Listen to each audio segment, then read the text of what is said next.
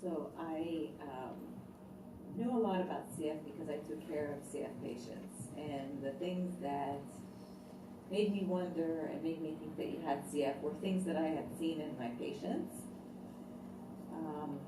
The first time I ever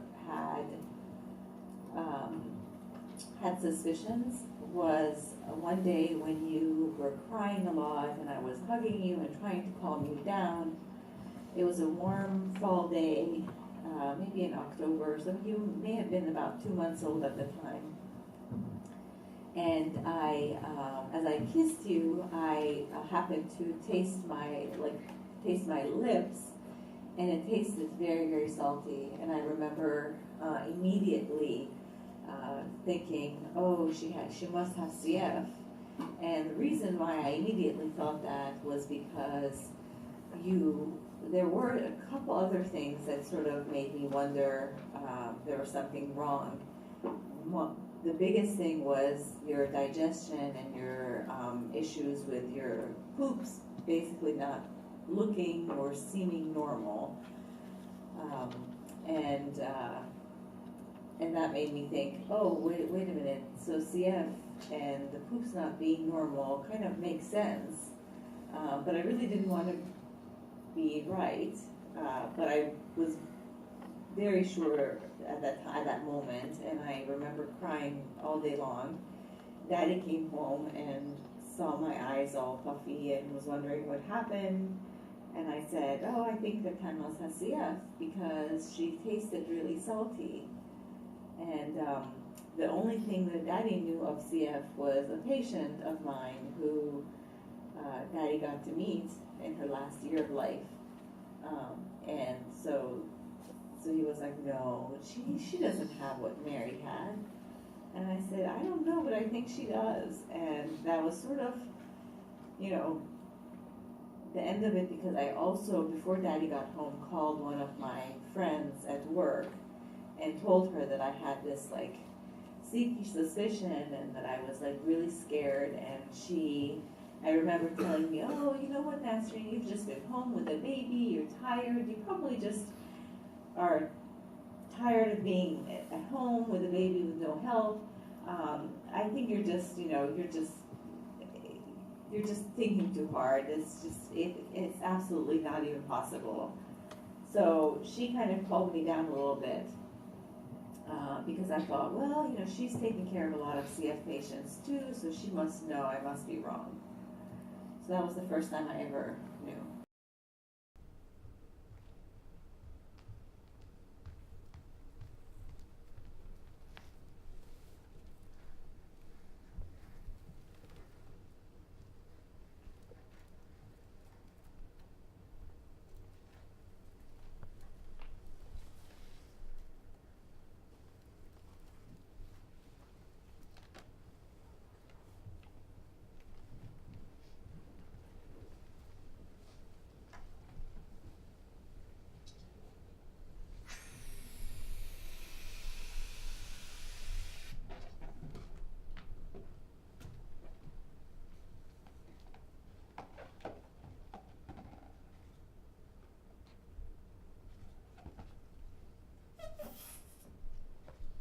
Thank you all for coming out tonight.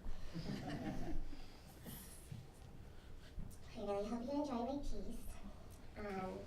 It's going to be a huge weight off of my shoulders to do this.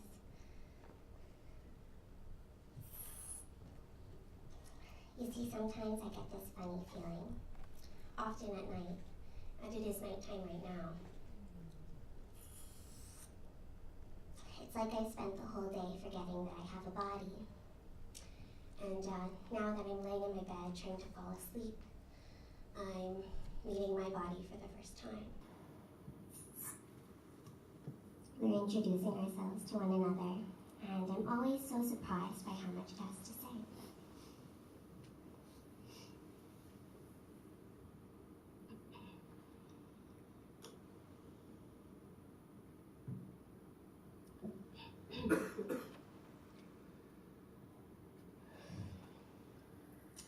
What you just saw was the death of Bob Flanagan.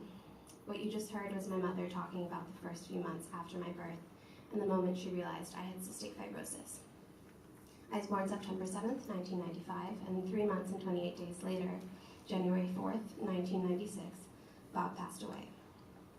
Besides the 3 months and 28 days in which we were both alive, my life beginning and his ending, there were several things we would end up having in common, and CF was one of them. So, I've had this Word doc open probably for like the past 2 months. And it's been the same way since I wrote it. I haven't changed anything about it, and it's always been minimized, just open on my computer. And I didn't know what to do with it. I just knew that I felt like there was something very profound to discover in that time frame of 3 months and 28 days. And I'm not sure if I've discovered it. I'm also not sure if the words and images and gestures that I've prepared to try and communicate what I think it means to you is even communicable at all, or at least as articulate as I'd hope it would be. But before I get into who Bob was, who I am, and what this disease is, there's something I have to say, which is that despite all of my preparation, there is a really big part of me that's extremely uncomfortable being up here and doing this. I've cried a couple of nights over this piece, not because the things that I'm talking about make me really sad. I think it's more so because the act of crying is the one moment where I'm really honest with myself. And in writing all of this, I've learned that there have been a lot of things that I hid away and didn't want to admit. And so every night that I've cried about this, which is not that many, but every night that I've cried about this, it's been a really huge release. And I've learned a lot about myself in doing it. But every time it happens, I fall asleep immediately. So then I wake up the next morning, it's as if nothing had ever happened. And so it's this really strange and kind of vicious cycle of trying to be honest with myself about things I'd rather ignore, and then waking up the next morning having to start all over again. So, one moment.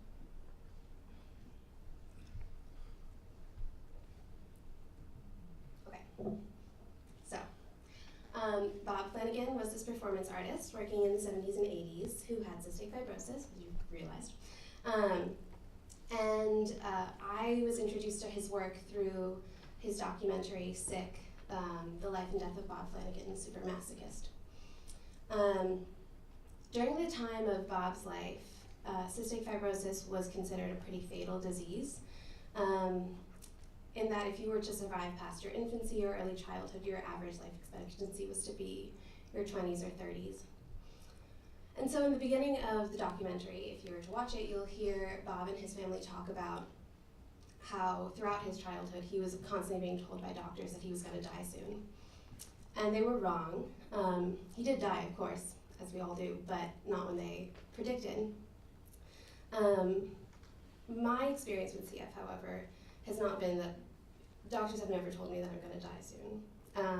They have told me to take care of myself, because I do have to, but death was never expected, at least anytime soon. And yet, the day that I was diagnosed, my dad refers to as a funeral. And I'll preface this by saying he's a very melodramatic person, so keep that in mind. But he described the scene to me recently. It was him and my mother, my brother, and I, and we all came back from the hospital after getting the test results saying that I was positive to have CF. And we just came back to a living room full of friends, family, neighbors, all teary-eyed with absolutely nothing to say. My relationship with my disease, however, and especially my ability and desire to share it with others has always fluctuated throughout my life. I think the best way to begin to explain that would be to talk about my parents trying to explain to a 2.5-year-old that she had a chronic illness. Particularly that she had to take medication every time that she ate, which is not normal for a 2.5-year-old. So their solution was they would open up my pills and pour the contents into a cup of applesauce, and they would give it to me before every single time I ate and call it fairy dust. So I was immediately compliant because I was like, oh, I'm going to acquire some magical fairy power. And I thought that I was very special because of it. I don't know exactly how they explained to me later on that, no, these are pills and that you have a disease. But I do remember for a while, my disease still felt really magical to me, to the point that I almost flaunted it to other people. Like, I specifically remember in 4th grade, I had this crush on a guy, and we were going on some field trip to the museum, and I remember during the lunchtime, I really wanted him to notice that I had to take medication. So I was like, anyways. And so on the bus ride back, we talked about it the whole time, and I was like, oh my God, he's falling in love. The point of me telling you that story is not about young love, but it's actually to point to the fact that my disease is extremely invisible. And so the only way to make it visible is for me to make pointed efforts towards showing it and sharing it with other people. Sorry, my mouth is so dry.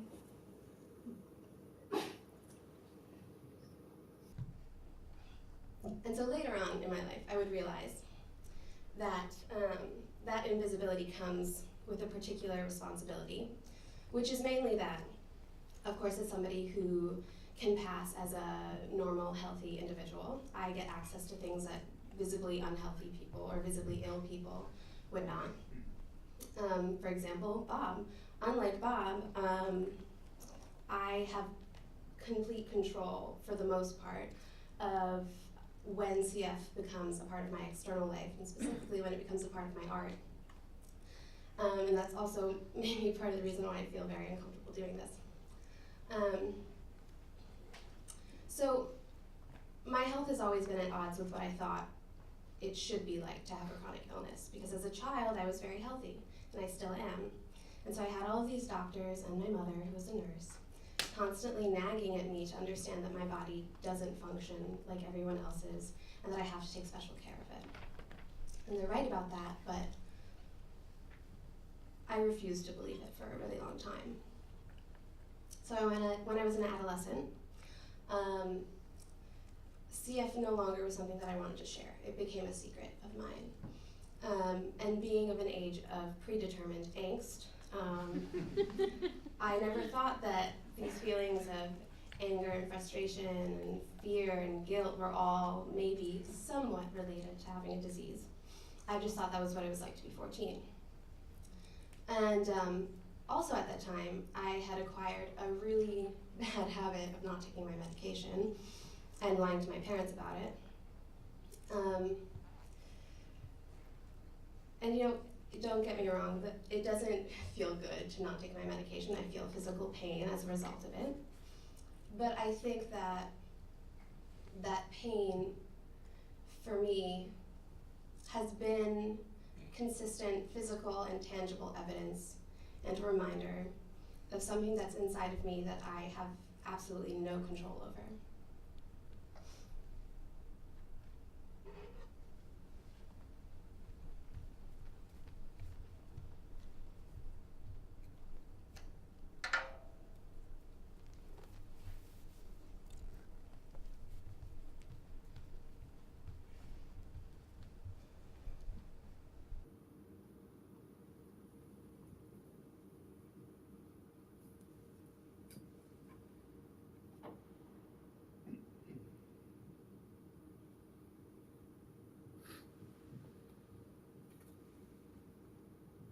I don't think I ever really explained your disease to you very well.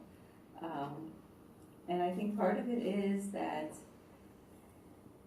as a nurse, I know that I need to explain things to my patients and to my patients' family members. That's just part of my job. It's just as important of a part of my job as giving medications and doing all those things. but for you, you were my daughter, you were not my patient. So I didn't necessarily think that it was my job to explain things to you fully. And I thought that that was the job of the CF clinic and the CF doctors to explain those things to you. I think I explained things to you probably relatively well enough, but I probably could have explained it better. I could have, I think what I explained to you was more the seriousness of not doing what you were supposed to be doing because you didn't want to take your med pills, or you didn't want to do your nebs, or you didn't want to do your vest. And as a parent, knowing that you had to do it, and as a parent who the CF clinic kind of expected me to be much more stern with you because I was a nurse, because I knew what I was supposed to be doing with you.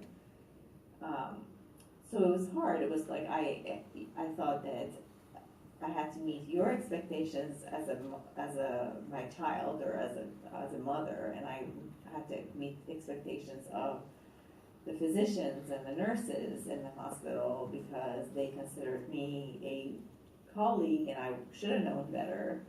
So it was always like being in the middle of knowing that all these people expect all these things, and I expected better of myself too.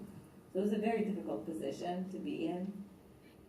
But I tried explaining it to you. But I think I tried at some points, even not necessarily meaning to, but tried to scare you that if you don't do this, this is what's going to happen.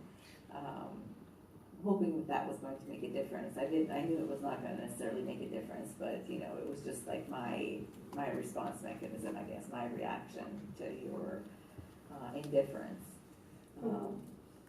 And by the time you were in middle school, approaching high school, you were taking your own medications, and I didn't have to give things, hand medications to you and make sure you did everything. So sort of the control of doing things and adhering to all your medications and your treatments was really at that point up to you, and it made it very difficult for me because I knew you were not doing it. And even when I told you that, oh, you're not taking your medicine, you would lie. So, and I knew you were lying, but it was just like, it's just became an argument that I knew I was not going to win because you were going to keep saying, no, I did take it, no, I did take it. Yeah. But we still fought that argument, a lot. Yeah, because, because just because you fight it with me doesn't mean that I was going to stop trying.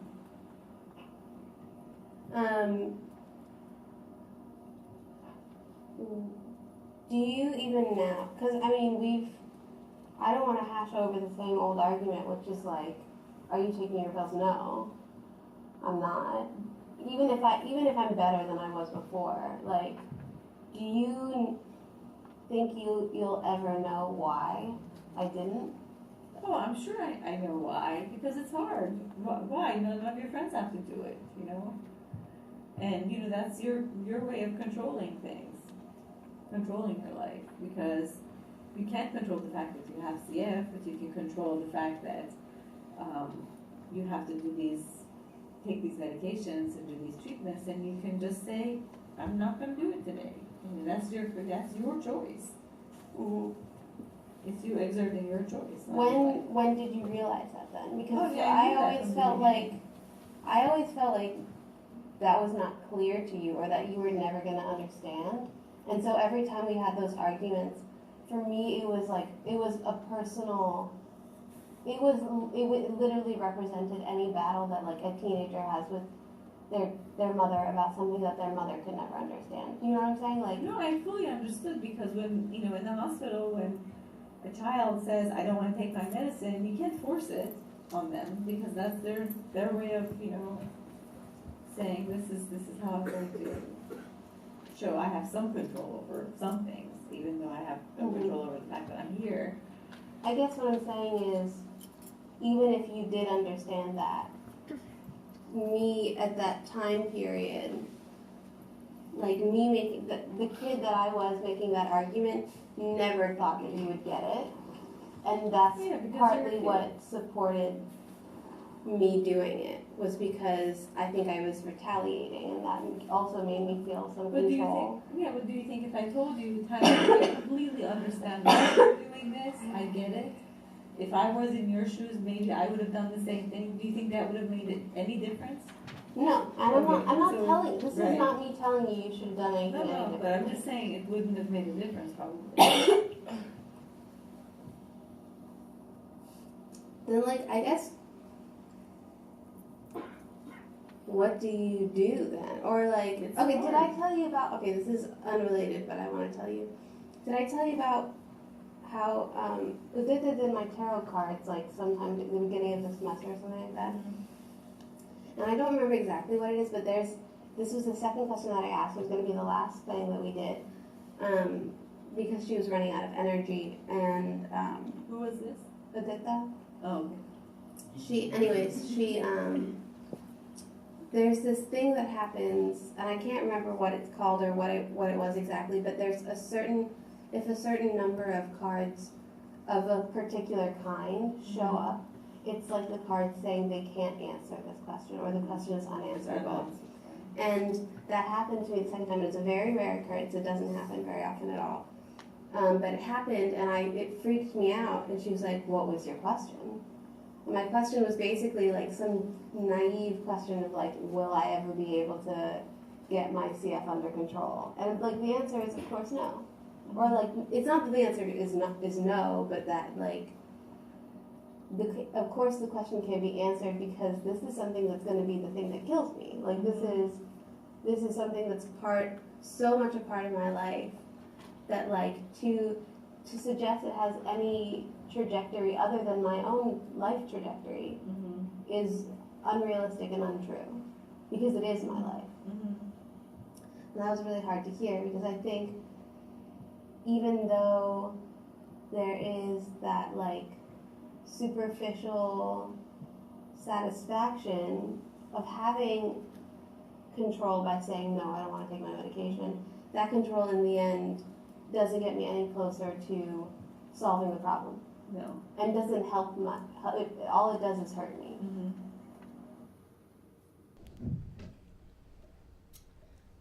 So I recently made my parents watch Bob's documentary. And of course at first struck by the viscerally intense images of consensual pain and pleasure inflicted on Bob's body by his partner, Sherry Rose, they were of course kind of speechless for a bit. But I listened to them attempt to rationalize why someone would do such a thing. And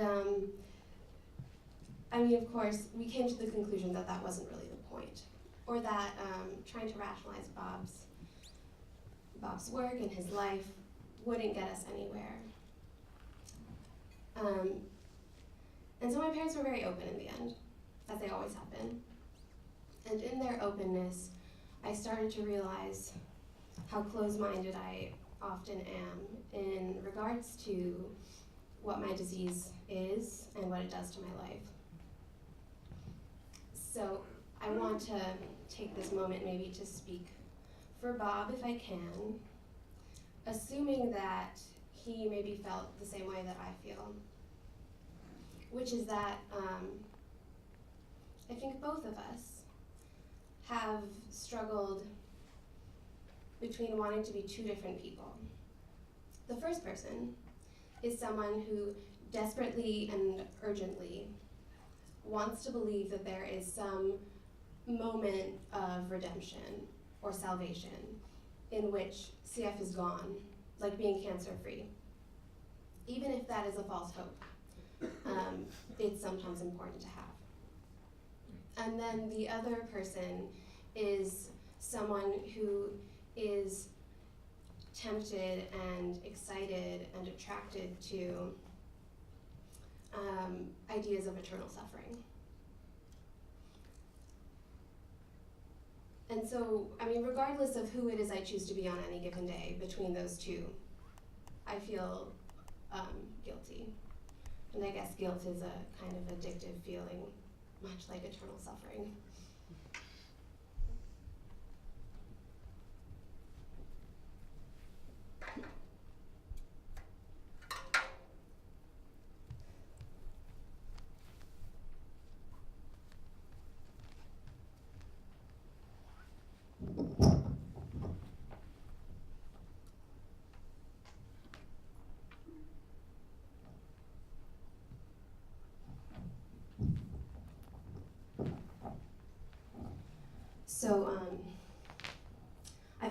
admitted to the hospital once in my life, which is pretty great.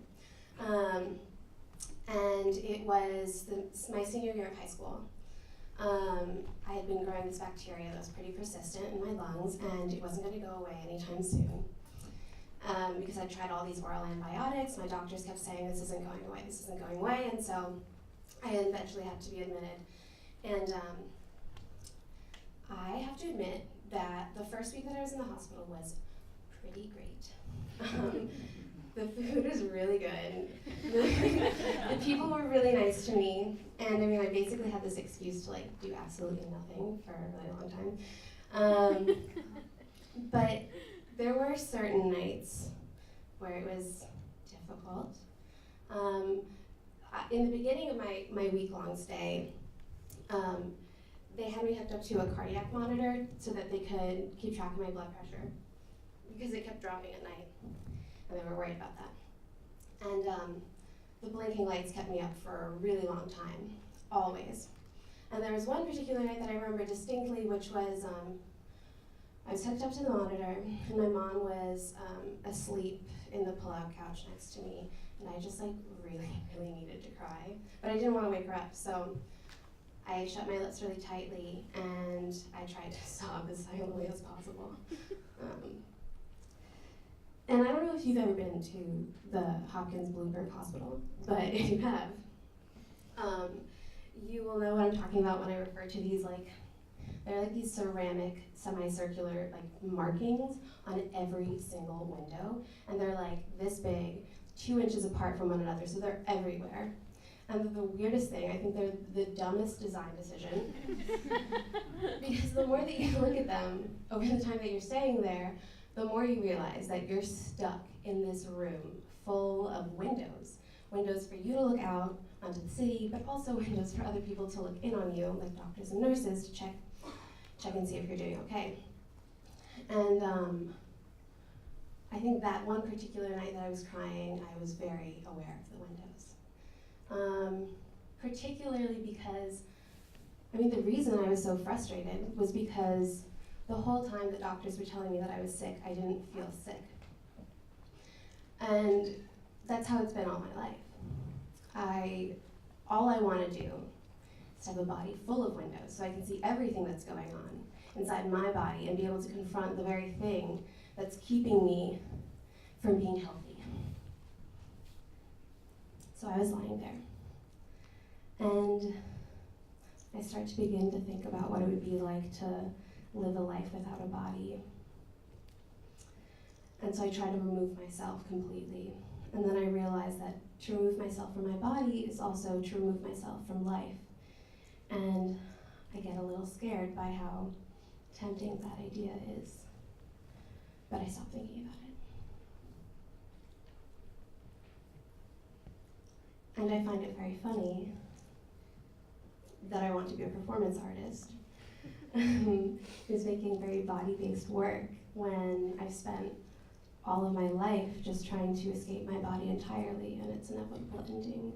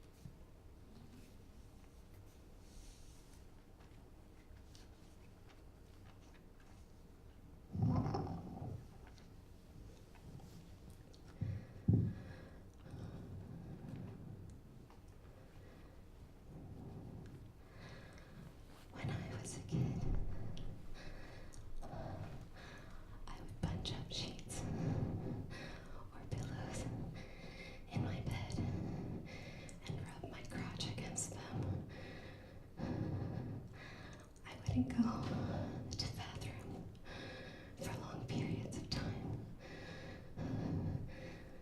because I enjoyed the sensation of having to pee.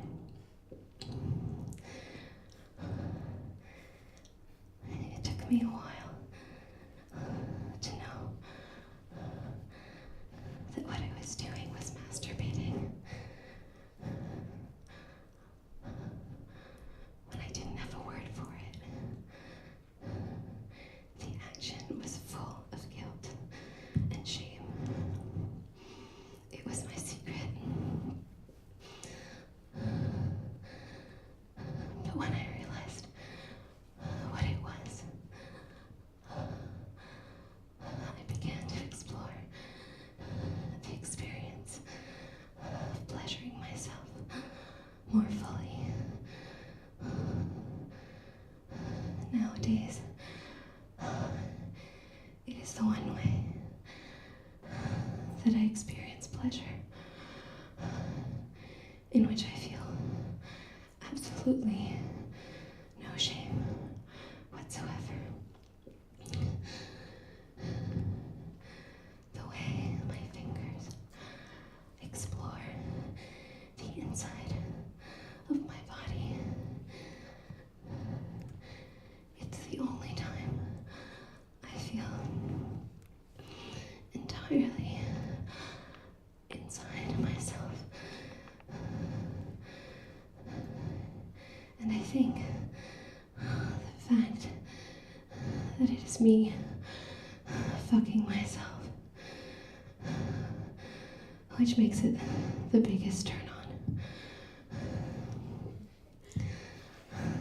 I am my own lover. I am simultaneously feeling the pleasure of pleasing another and the pleasure of being pleased.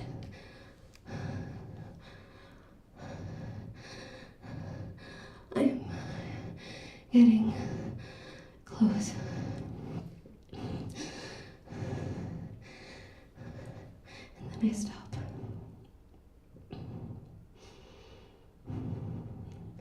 Leaving myself at the edge.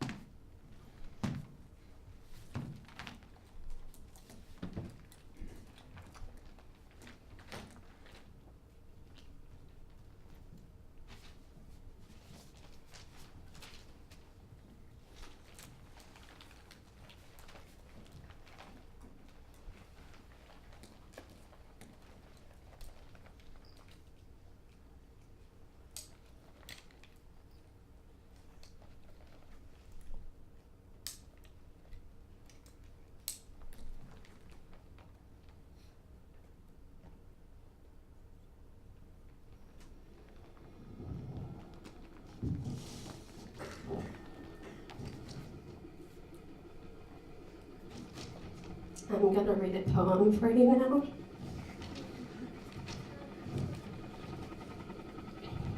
Why? Because I've always wanted to be different, and both knowing that I am and I'm not. Because every time I get sick, I feel guilty. Because I know I have a responsibility and expectations to want to be healthy, and I don't. Because feeling guilty is masochistic. Because I find pleasure in hurting myself. Because of autonomy and the right to be yourself in your own body. Because of the right to say fuck everything. Because of the fight to feel worthy of love. Because self-love and care are not indulgent. Because even if it is, masturbating has always helped my CF-related stomach aches. Because maybe a part of me doesn't take my medication because the only thing I need to do is masturbate all the time, or at least 3 times daily with meals and unlimited refills and a $0 copay. Because it's not going away anytime soon. Because I try to forget about what I can't rid myself of. Because I can't see inside myself, and so I barely know myself. Because I couldn't tell it was getting worse. Because I didn't feel sick. Because it's always catching up with me. Because I've always wanted what I can't have. Because I can't stop punishing myself. Because I keep telling myself that things will never be easier than they are now. Because I tried every single sport and I hated them all. Because I could never do what was best for me. Because I knew I could take it. Because I wasn't suffering enough. Because I couldn't wrap my head around privilege. Because I found other ways to feel grateful. Because I'm always explaining myself. Because the things that come out of my mouth are marvelous. Because the things that come out of my mouth always frighten me. Because of the blood and piss and shit and mucus. Because of the appetite pill, and now I can't stop eating. Because I can't stop sleeping, because I can't stop whining, because I'm still a baby, and I'm still that happy little baby. Because that time that I was in the hospital was like the first time I'd ever heard my dad cry. Because I want my parents to know that I'm doing all right, even if I'm not all right. Because in writing this, I've realized all that I've ever wanted for myself is the ability to tell you everything about it, unmediated by the spectacle of art making, to say it in the plainest sense, which is simply to say it. Because when the time came, Bob wasn't ready to die, no matter how much he was prepared. And neither will I, whether we potentially share CF as our killer or not.